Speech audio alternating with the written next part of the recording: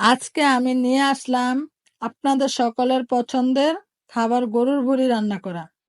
তাহলে দেরি না করে সকলে সম্পূর্ণ ভিডিওটি দেখে আসুন। আসসালামু আলাইকুম, সবাই কেমন আছেন? আশা করি যে যেখানে আছেন ভালো আছেন। আলহামদুলিল্লাহ, আমিও ভালো আছি।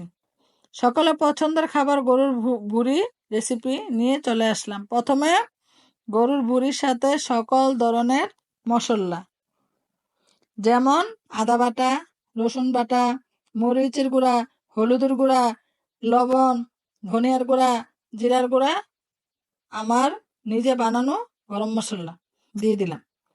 তারপরে তেল, তেজপাতা, এলাচ, দারচিনি, লং, পেঁয়াজ দিয়ে বসিয়ে দিলাম।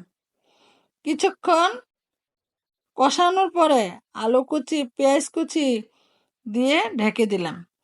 সিদ্ধ হওয়ার পরে নেড়েচেড়ে নামিয়ে নিলাম। হয়ে গেল গরুর ভুঁড়ি ভুনা।